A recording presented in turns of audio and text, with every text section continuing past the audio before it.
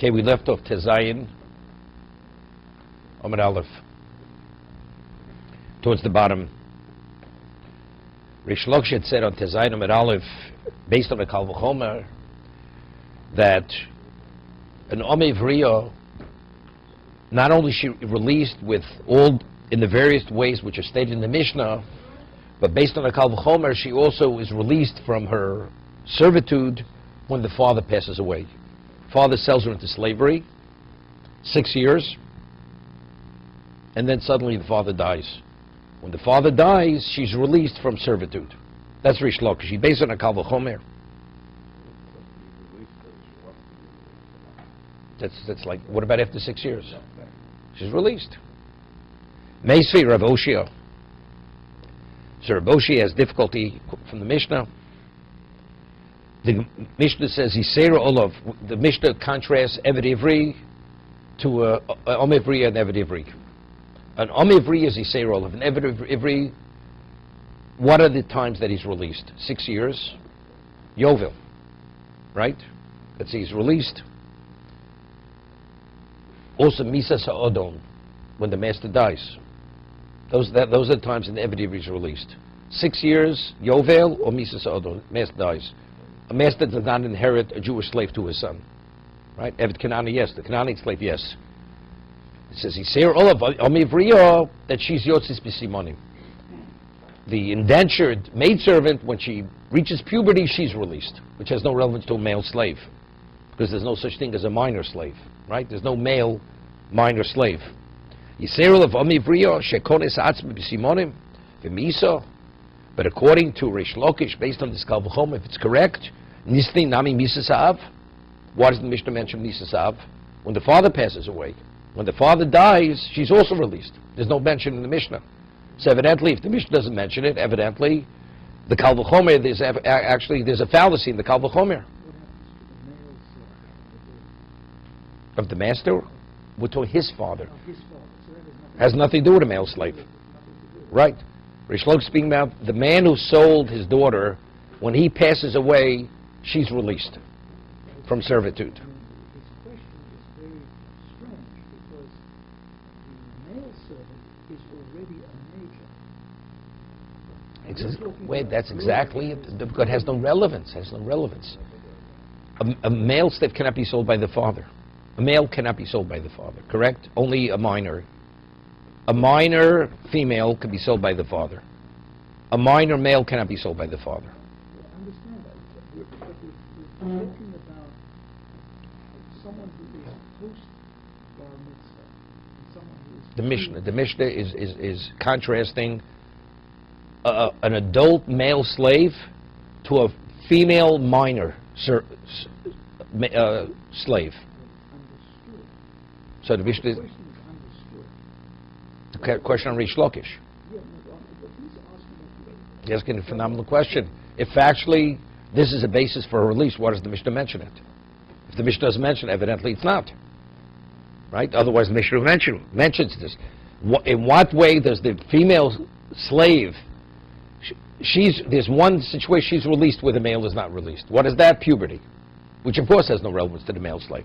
But the Mishnah says that. What doesn't mention Misa Sa'odon?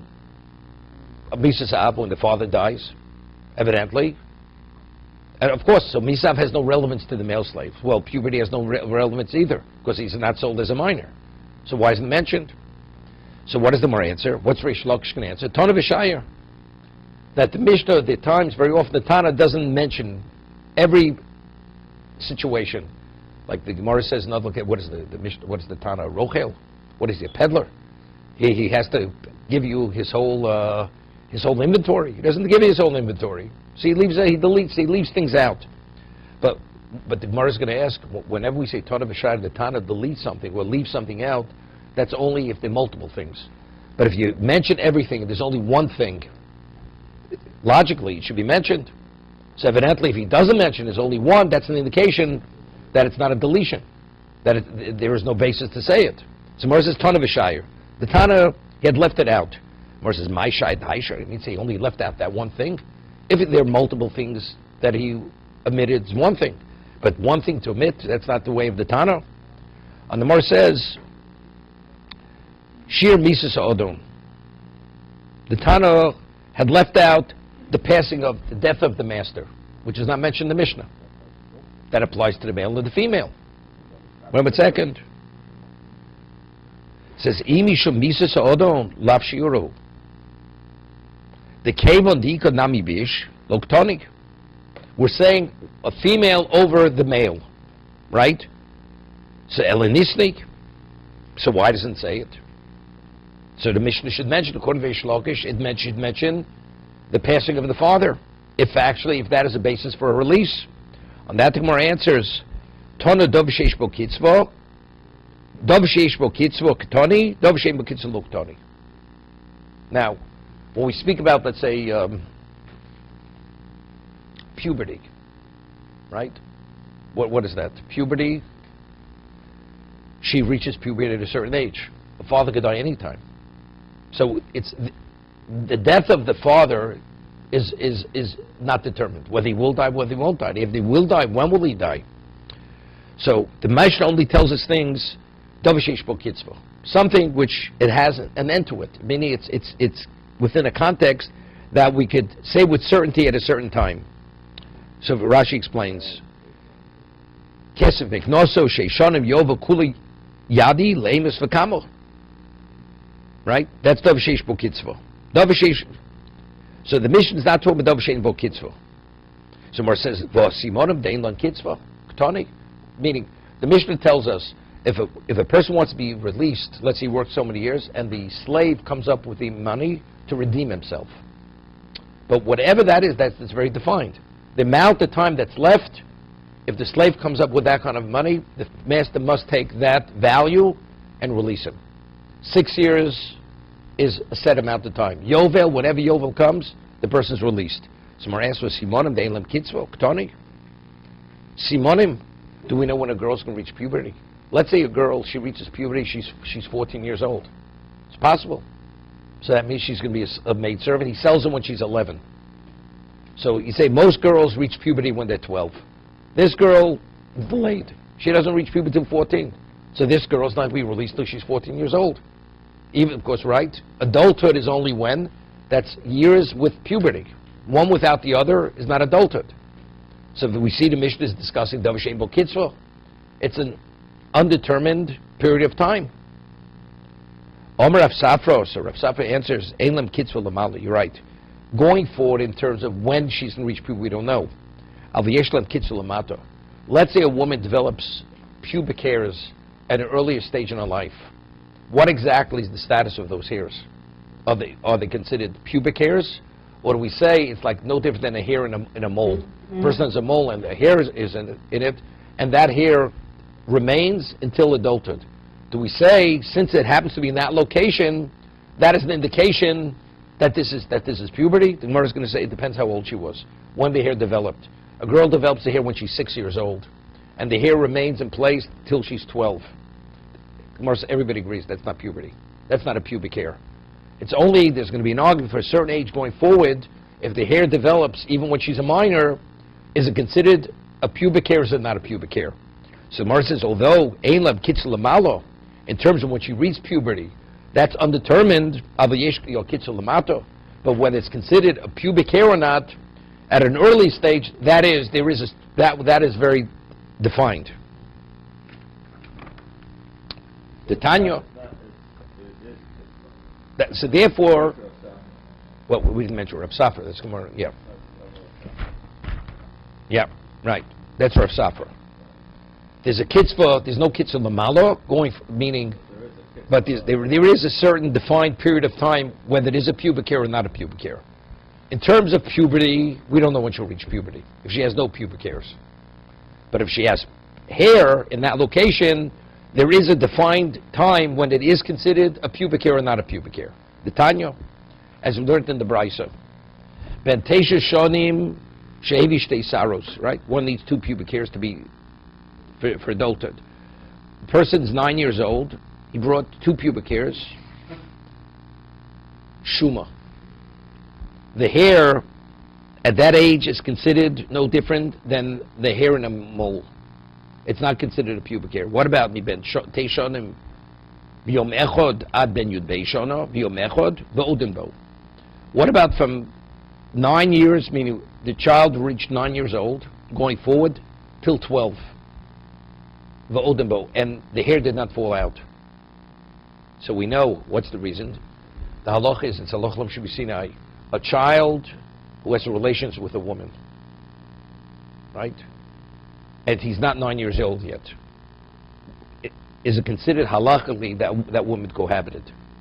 So the halach lam sheb'sinai is before 9 years old, although it's the same act, it's not considered an act of cohabitation.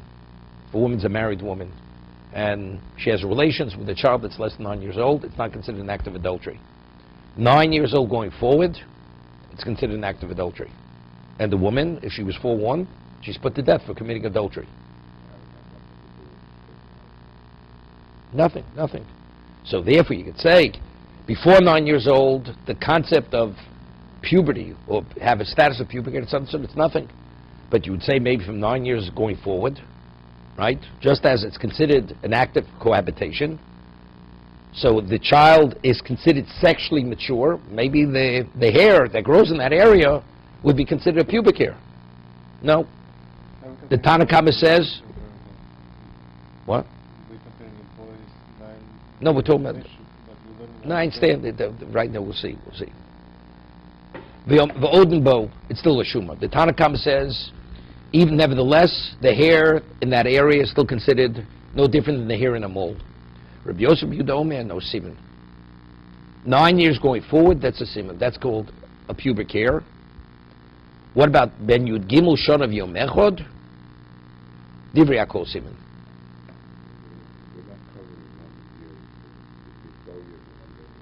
One second. So therefore, the Gemara is just citing this brisa to indicate that Lamata, meaning earlier, there is a very defined time when it's not a pubic hair.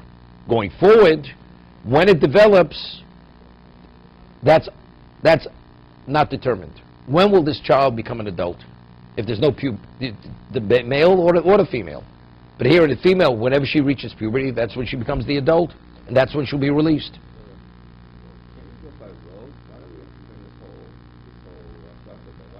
No, we're not talking about rove. There's nothing to do with rove. No. Everybody reaches puberty the same day? No, but they do reach puberty. So good, but when? So that's undetermined. That's not determined when. When? That's Inlam Kitzvah. Let's say a person... They will. You don't know when the father will die. That's Inlam Kitzvah Lamato Lamalo. He may not die at all. Right? So what? But it has nothing to do with the girl being a maidservant, right? But we're talking about her as a minor versus an adult. The Mishnah is discussing situations which have relevance to her, which are defined or not defined, not determined. Masur Rav Sheshis, Reb Shimon Omer.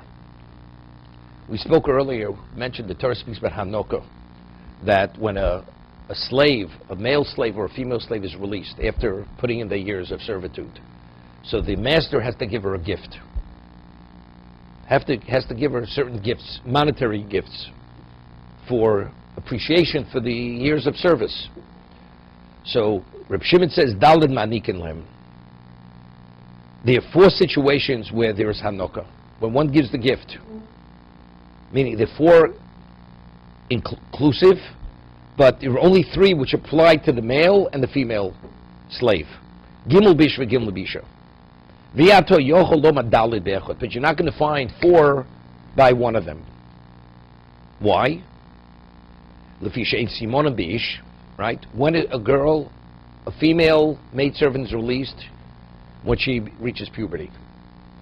So when she reaches puberty, she receives this financial gift from the master, okay? That has no relevance to the male slave, correct? Because he's not sold as a minor.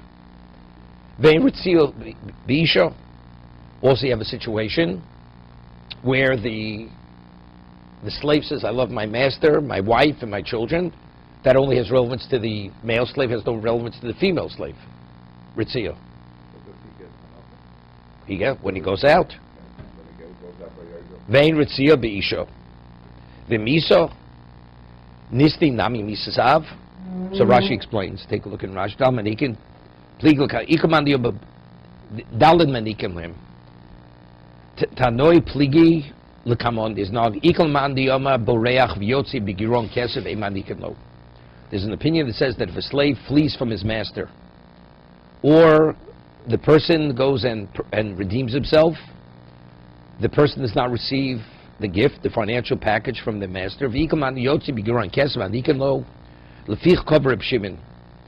Minyan arbo vein borech v'giron echad mehem. Because Hagadai dechashto yotzi b'shei shonim. The slave that goes out after 6 years, so yotzi b'yovel v'nirtza sheyotzi b'misas odom. Now we said that a slave is not inherited to his heirs. So let's say he goes beyond 6 years, he receives the all in the heir. It's 10th year into servitude, his master dies. So he's freed, because a Jewish slave is not inherited is not part of the estate. He receives the financial package from the estate. The estate is leaned to that for the financial package. He's freed. 10 years is like Yovel. He goes out with gifts. Right, correct. Doesn't make a difference. But the state is leaned to that obligation, and when he's released, he must receive the gifts, the financial package.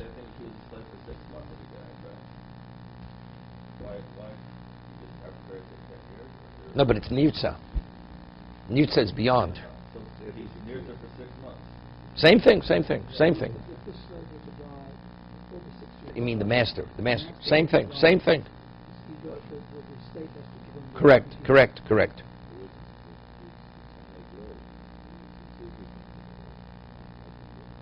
Okay, we'll get to it later. We're not speaking of Hanukkah.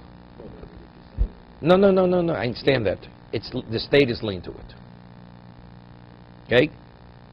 So Reb Shimon says shloshim ebish, 3 of the situations where the male receives the package, 3 apply to the male.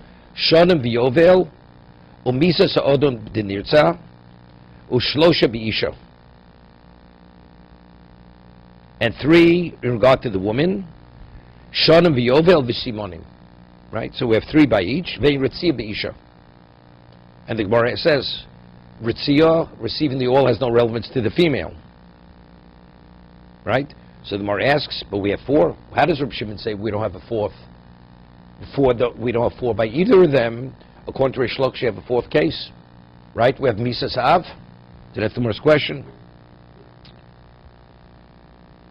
Reb Shimon says, V'ato yochel lo madalid be'echod mehen, lefi shein simonim be'ish, ve'in ritzia be'isha. So Mar asks, V'misa, nisting nami Misas Av. According to Rish Lakish, I do have a 4th case. When the father passes away, according to Rish Lakish, she's released from the master. So if that's the case, he should pay her the what? She should receive the financial package. So I have a 4th case. So why does Reb Shimon say, I only have 3 by the male and 3 by the female? That's a machlokas. It's a machlokas tanoim. That's a machlokas tanoim. It's a machlokas tanoim. Now we're talking about the male versus the female. So let's talk about machro bezdin. Right? It doesn't make a difference. Doesn't make a difference. But you have a case. No. He never receives. Mocharatzmo never receives. According to one Tana, Chachomim, he never receives Hanukkah. We're talking about the one who receives the gift. What is the differentiation between a man and a woman, female and a male? Right? That's what Rishon is speaking. In the context of giving the gift. So we say you have 3 cases of the female, 3 cases of the male. So Mari asks, according to Rish Lakish, you have a 4th case. Misas Av. V'chitem hochanam etona v'shayr. So he'll answer that when Reb Shimon says 3 in each, he's not that specific. He left out 1 case. V'arbokton, but he says 4. Right? If you just mentioned things, is one thing, but he says there are 4 between the 2 of them. But of the 4, only 3 apply to the male, 3 apply to the female. V'chitem hochanam etona v'shayr. V'chitem etona dov sheish bo kitzvo ketonig. Dov shein bo kitzvo lo ketonig.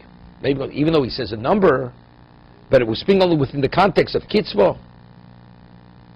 And since the death of the father, it's undetermined when he will die. right? So Gemara says, Vosimonim. Same question as the Gemara asked on the first side of the page. No, the Gemara says the same thing, exact same thing. V'chitei Vosimonim, Dein Lem Kitzvo, Ktoni, no. So we see, it does mention it, so why does it mention the passing of the death of the father? Chitei Mohanam, because Rav Safra, as we said on the first side. So the Gemara asks, V'yikam Misas Odo, Dein Lem Kitzvo. Now, this is a good question, right? Here, because here he's mentioning the Nirtza, the one who received the all, when the master dies, the slave is released. So why is Misas Ha'av different than Misas Odom? So if that's the case, why is the, according to Reish Lakish, should she be mentioned? Uktani Misas Odom.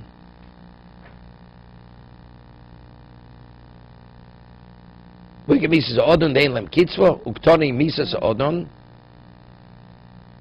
Nami Luktani, El Arbo, my new. What are the four? Shonim Yovel Yovel Sheritzio, Vame Vrio B'Simonim.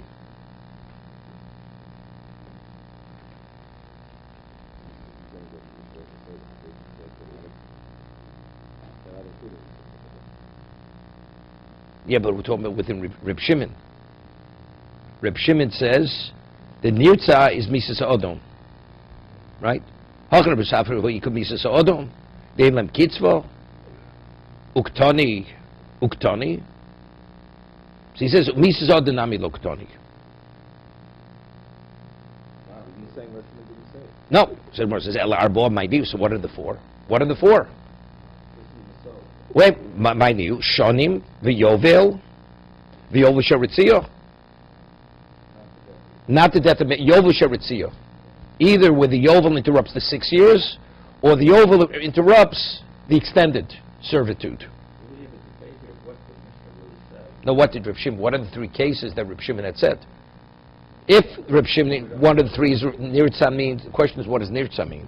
Does Nirtza mean he's freed when he received the when the master dies? So Nirtza means that two ways you could go out in Yovel. Either Yovel interrupts the 6 years, or it interrupts the extended period. You know what's interesting? I mean, we had earlier, the Gemara said that where it's maybe we're going to penalize him, right? We had to have a separate pasuk, v'shovel mishpachto. Remember, Gemara said because if it's within 3 years, 6 years is one thing, but here the man had the ability to go free, and he says v'hafti es adoni ishti uvonai, and the Torah says avodahem v'la'avodim la'avodim. Maybe we should penalize him. Maybe he should stay forever. He should not go out, right? I'm just explaining why Reb Shimon has to give me an additional case of Yovel Sheritzio, right? Because he would say maybe Yovel shouldn't interrupt that. So he says, no, even there, we give him the financial package. But it's interesting. Maybe he would say like this. Even though it says Yishovel Mishpachto, then maybe in terms of being freed, yes, but maybe we shouldn't give him the financial package. We should not give him the financial package. Here he had the ability to leave. He extends himself. What, we're going to give him a gift where he did something wrong? He says, nevertheless, Yovel Sheritzio.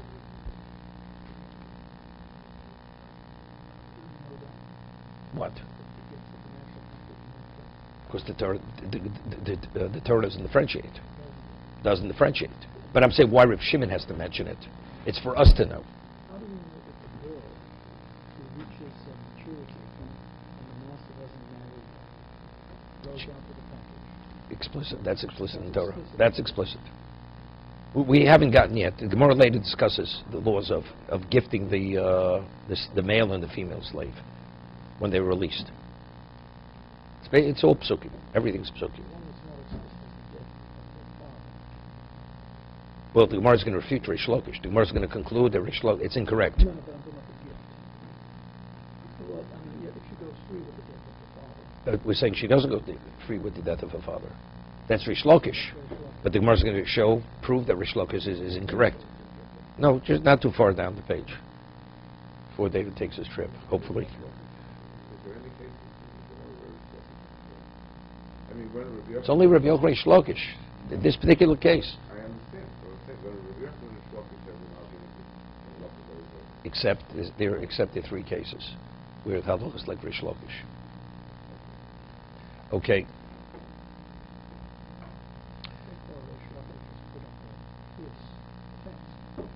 Yeah, he was fierce. Rish Lakish was fierce. You know what the Gemara says? You know, Rish Lakish was a brother-in-law of Rabbi Yochanan, and he died. And he died because he had spoken, he said something which is inappropriate to his brother-in-law. His brother-in-law wasn't willing to forgive him. And he died because of this. After he died, Rabbi Yochanan actually lost his mind. From grief, he went off his mind, and Chazal had to pray for him to die. Had to pray that Rabbi Yochanan should pass away, because he became totally unstable. And they tried to somehow alleviate his pain, because they saw where it was going. So they sent a student, one of the Talmidim of Rabbi Yochanan, to pose a question and to bring 3 proofs, or 4 proofs, from a Mishnah to whatever that principle was. So the person comes, poses the question, answers it. So Rabbi Yochanan says, "You're wasting my time." So when Rish Lakish was alive, he'd pose a question, he'd secure his position by citing 25 Mishnayos and Braisos. And you're coming to, what you're showing me, he asked me a question, you prove it by quoting 4 or 5 Mishnayos. This is a consolation. I'm unconsoled. And then he went off totally. And then they were mispalled that he should pass on. Rabbi Yochanan. Not learning above Mitzvah now. That's a separate discussion. I think it's good Sheva Brachas Torah. Mitzvah Hashem, you'll say it over the Sheva Brachas.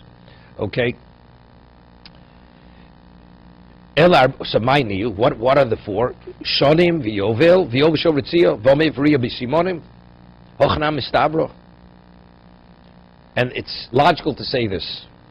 Diktoni say, V'yato Yochlom Arbo Be'echom Mehem. You can't say you apply 4 by the male or the female. Why? V'shein Simonim B'ish, V'en Ritzia B'isha. V'miso, B'isha Mimshkach Slabo, Shma Mino.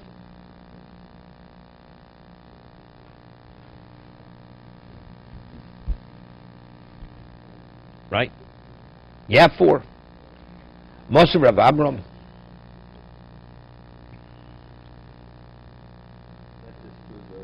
No disproof yet.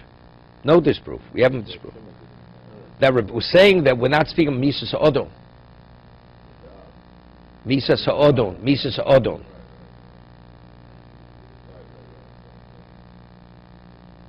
Right? Now, who are the people who receive the compensation package? Hayotze bishonim ubiyovel ubemisa sa'odon. So we told misa sa'odon. This is explicit, right? The death of the v'omivriya bisimonim. Omivriya with simonim. V'misa nisli nami misa sa'av. What isn't mentioned? The passing of the father. Maybe you're going to say the Tana had admitted it. It happens, he leaves something out. But it says Elu. These are the individuals who receive the financial package. Same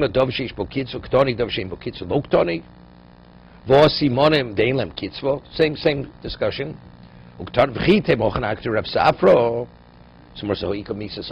That's good for Simonim, right? Elam kitzel lamalo, but yesh kitzel lamato. But what about the passing of the master? It says over here, when the master dies, they receive the financial package. So what does it speak about the death of the father? So you can't tell me it's omitted because it's only one case. On that, Gemara says tiyufta Reish Lakish tiyufta. This is a full refutation of Reish Lakish. Reish Lakish is wrong. Okay? So the conclusion is, the girl does not go out to Misasav, but we have a problem. But he based it on a Kal V'chomer. We have to now locate what is the fallacy of the logic of the Kal V'chomer. So evidently now there's a fallacy, because we just quoted a Mishnah, and the Mishnah mentions the death of the master, not the death of the father. Right? So we're asking for Reish Lakish Kal V'chomer or Amar? Amoroim. In Reish Lakish's lifetime, so is Reish Lakish hearing this? Does Reish Lakish at this point know that he has a problem? Or is this done after his life? No, could do this in his lifetime. His lifetime.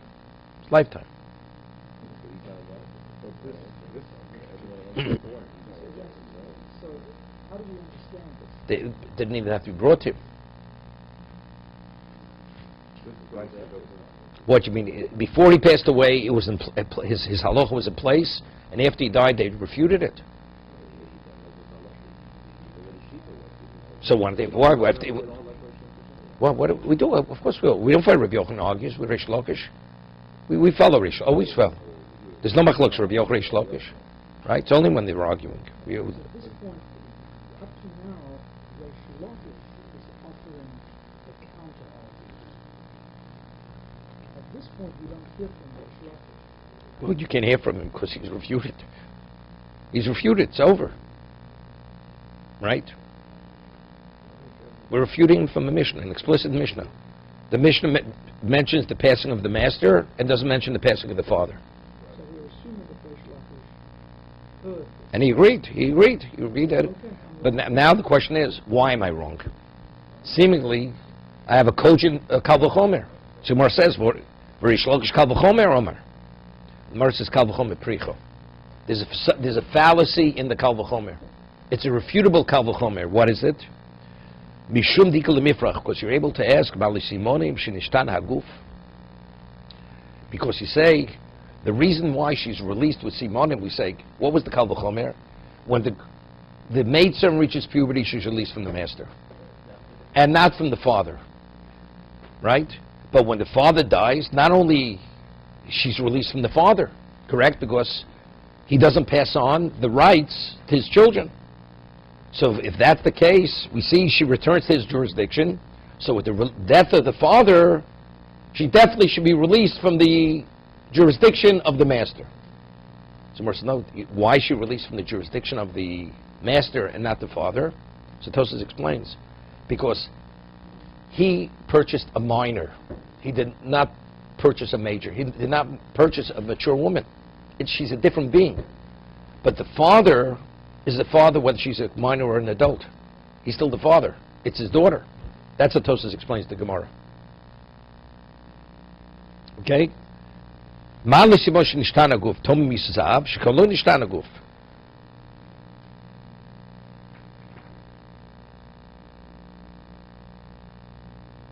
So therefore that's the fallacy in the Kal V'chomer.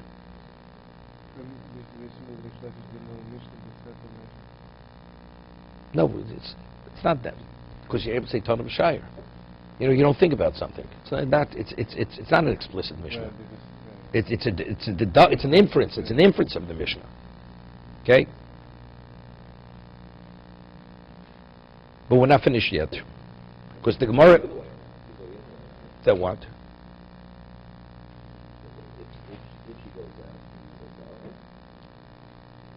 Yeah.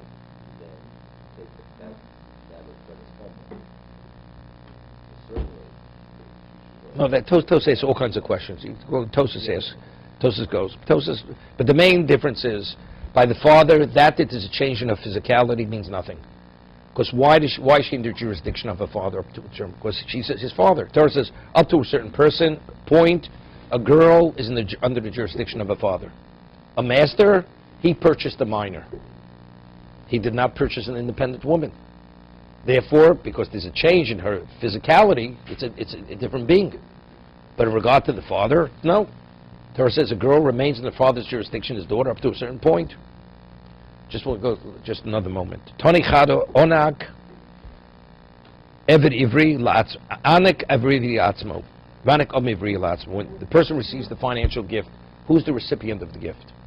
The male servant and the female servant. Tan yidoch. Anak amivrio umitzios lavio. Her father receives it. Yeah? Even though she's, we'll see. Even though she's a nara. Right? Vein the rabbo el schar betel b'levod. Okay, we're going to leave this.